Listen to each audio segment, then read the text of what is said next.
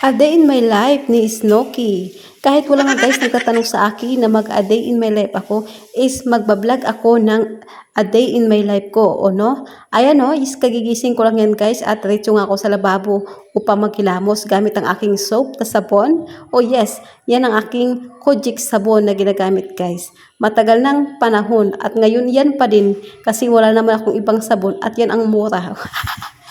Pinakamura yan guys. Yan na guys ang aking murang sabon. Dati Silka, ngayon Kojik na naman. Pabalik-balik yan guys, Kojik, Manis. Ganyan lang yung sabon ko guys. O, di ba? Oh, wala na tayong ibang isiping sabon. Ang dami ko ng sabon na ginamit guys. Sus, hindi rin ako nagputi. Kaya nagbalik ako dyan sa mabilis mabili dito sa amin sa malapit sa Gulan, sa grocery. After ko ngayon guys magkilamos, syempre mag-exercise tayo. Pampalaki ng puwet. Oh guys, papalaki ng puwit yan. Para tayo naman ay maging sexy kahit maliit lang ako guys. Gusto ko maganda at sexy pa rin, o di ba? Kahit may edad na, kahit na ang edad lang naman ang tumatanda, hindi ang itsura, sabi nga nila. Ganun nga guys, o di ba? Charot lang yan guys. Siyempre kailangan natin yan ng exercise ating katawan para malayo tayo sa lalo na yung mga pilay-pilay na ang bilis papilayan kapag nagkaedad na. So pag 30 pataas, mabilis na yan dyan guys. Ang buto-buto natin is malambot na. Ayan nga, ginaunat-unat ko, gina-stretch ko yung aking kamay guys kasi matagal akong nagkaroon ng ipit sa ugat sa likod. Simula ng ganyan ako guys is nawala na. So, kailangan pala exercise lang katapat kapag may mga ipit ka na ugat dyan sa mga likod, sa mga braso mo. Exercise lang pala guys ang katapat. So, sa akin, naging maganda na naman aking tulog kasi nga, nag-exercise ako tuwing umaga. At minsan nga guys, bago matulog, mag-exercise pa rin yan ako para masarap ang tulog ko. Kaya tuloy minsan, tanghali na ako magising para pumunta ng palengke. Kasi nga naman itong palengke, napakahagard. Kailangan madaling araw, inandun na. So, minsan, pinapabayaan ko lang yung oras. Matulog ako. Ako man baya ang busing. Ako baya ang busing sa sarili ko. O, diba? Ganun lang yun, guys. Hindi mag-jogging-jogging tayo para mawala ang ating mga bilbil. Kasi nga, ang taba ko na talaga, guys. Tumataba na talaga ako sa kalalamon ko. Kung ano-ano kasing nilalamon ko, puro gulay at isda lang naman din. Puro gulay at isda. Pampubri-pubri lang ba, guys? Kay wag na sige tayong kapni, basi matigok. Matigok agad ako ng maaga at mawala sa mundong ito. Charot lang guys. Ayaw natin ng ganun guys, o diba? So, kailangan natin pagising sa umaga, mag-exercise talaga guys. Mag-jogging para din sa ating health ito. Para maging maganda ang daloy ng mga dugo natin dyan, at mga ugat, o diba? Kailangan yan, lalo na sa mga nagkakaedad, hindi na sa nagkakaedad, kahit mga bata guys, kailangan din mag-exercise, o diba? Para din yan sa kalusugan mo. Ayan talaga guys, is gawain ko talaga mag-exercise talaga yan ako guys. Kaya kahit minsan busy o minsan malimutan, kasunod na araw talaga mag-exercise talaga yan ako guys. After ko ngayon dyan guys mag-ehersisyo ng pagkahaba-haba, kape na.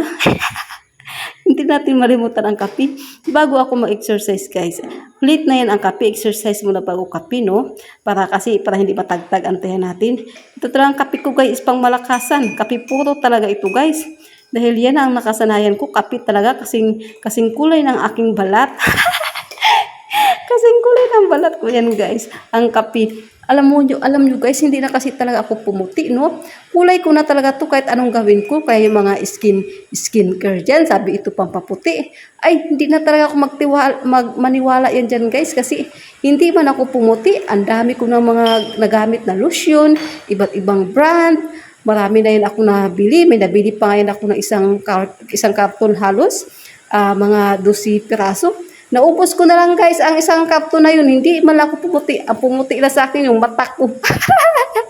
Yung mata ko at saka yung ngipin ko. Yun lang ang pumuti sa akin guys. At alam nyo kung sino pumuti guys? Yung anak ko. Siya ang pumuti. Tinawanan niya lang tuloy ako. So after nga natin yan guys magkape-kape, siyempre magtupi tayo ng mga damit. Dahil yung mga damit na ito, mga nilabhan pa ito nakaraang linggo. Hanggang ngayon, hindi pa natutupi. Dahil sa kabisihan namin sa palengke, oh, di ba? Ayan, hanggang ngayon nandyan pa. Itong anak ko talaga ito. Sala sa init, sala sa lamig ang kasipagan. So ito, may mga earring. Nagsipaglaro. Sinira na yung bulaklak na binigay sa akin, oh. Andyan na ngayon sa baba. Ay, naku, mga earring na ito. At ito nga guys, siyempre ito talaga ang a day in my life ko guys na hindi ba wala kada weekly, kada linggo talaga sa akin pag wala akong gawa no. Ang mag ang maghimulbol ang maghimulbol ng kilikili ko guys. Yan talaga gawain ko guys kasi ayaw ko na yung patirikin. Ayaw ko na yung palaguin. kay, kay mahirap na pag lumago yan, mahirap matagal, mahirap na tanggalin. Ako lang din mahirapan, tapos mangantod ako, mangamoy pa ako. Naku, ayaw ko talaga yan. Kaya ngayon, hanggat maiksi yan siya, guys. Pinangpuputol ko ito, guys, ang aking kilikili. Talagang ginalagyan ko talaga ito ng oras, no? Kada weekend talaga yan, guys. Sabay, inamoy ko pa, oh. Inamoy-amoy ko pa. May amoy na talaga. Ay, nako, talaga naman. Ayan, guys, is hindi na mawala sa akin talaga yung pagganyan ko, guys, no? Gawain ko talaga yan. Yung pagtanggal ng aking mga balahibo sa kilikili at saka yung pagtanggal ko ng aking kilay, pinapaganda ko talaga yan. After ko yan guys, mag-ayos sa sarili ko guys, magluluto na syempre. Wala namang ibang ulam, kundi ito namang itlog. Itlog na pang malakasan naman ito guys. Is kinuha natin galing sa likod bahay na nangingitlog ang aming manok. Libre ng aming manok guys, libre ng itlog. Dahil nga may nangingitlog kami mga chicken dyan sa likod, may poultryhan na kami na maliit dito guys, o di ba? Libre na, hindi na ako bibili sa palengke. Malalaki pa naman ang mga itlog niyan guys, talagang pinili ko yung malalaki yan. Magprito lang ako ngayon ng itlog para mabilis, kasi nakapoy naman ko guys. Umaga pa lang to, parang ang dami ko nang ginawa. Kaya 'di ba? Kaya talagang ito na lang lulutuin ko, pinaritong itlog. Maganda ito guys kasi hindi siya galing sa palengke, kumbaga hindi siya stock no. Dito lang sa amin galing no. Masarap, malasa ang ganitong egg, lalo na pag organic egg oh. Payug pang sinday oh. Ayan guys, after natin yung timplahan ng lagyan ng asin at lagyan ng kunting bitsin para may lasa-lasa din. Lulutuin na natin yan siya guys. Yan, yugin muna natin para i-shake natin para mag-ano yung lasa no. So naluto ko na ngayon guys, hindi ko na pinakita sa inyo na nagluto na ako ng egg. Diretso na tayo kain ito kasi nga ginutom na. Anong oras na rin ito? Ginutom na ako guys. Yung mga kasama ko dito sa bahay guys, yung anak ko yan dyan sa dulo. Magkakahiwalay kami, sa dulo siya ng misa. Ako, parang siya na yung padre di pamilya guys. Siya yung nakaupo sa dulo ng misa. Pasaway talaga guys, yung anak ko na yung kalawing padre di pamilya, siya yung nakaupo sa dulo ng misa. Ayaw niya dyan makupo sa upuan para sa mga anak. Baligtad na kami guys. Naku talaga yan ang anak ko. Kulot na nga talaga. Wala talaga, hindi ko talaga ma-spelling ma-spelling talaga yung kayang ugali. Minsan may sumpong, minsan wala, minsan masipag, minsan hindi. Ay naku talaga naman. Pero okay lang yan siya. Okay lang yan basta mahalaga wala kaming mga sakit, wala siyang sakit, o di ba? Mahirap kasi magkasakit pa, bahala na. Hindi naman siya pasaway, o di ba? Hindi naman siya pasaway na bata. Kaya okay na, masaya na ako sa ganitong sitwasyon namin. Kontento na ako.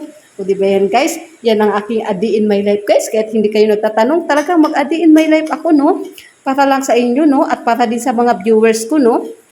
Baka kung may gusto kayong i-vlog ko guys, sabihin nyo lang at ating gagawin. Try nating magawa natin ang gusto nyong ipa-vlog sa akin. At after ko ngayon guys kumain, is naglinis-linis muna ako dito sa likod namin, sa likod bahay, dito sa my dirty kitchen. Kasi magkalat dito yung mga pinakainan sa pusa. Dahil nga itong anak ko tamad, dito magpunta dito sa likod hanggang kwarto, hanggang loob lang siya ng bahay.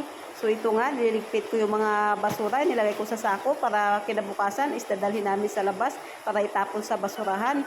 At maganda kasi talaga guys kapag malinis ang paligid. Ayaw ko kasi guys na marumi ang paligid, no? Mainit ang ulo ko kapag nakakita ako ng mga dumi-dumi na nagkalat dyan. Ayaw ko talaga yan siya guys. Ayaw ko ng mga kalat-kalat. Kahit ganito lang ako, ayaw ko talaga ng kalat. After ko ngayon guys maglinis is naligo na ako.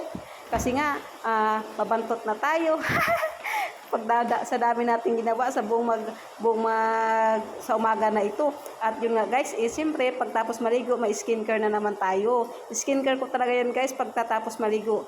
Yan talaga ang ginagawa ko guys. So kung nagustuhan mo ang video na ito guys, paki-share at paki-follow.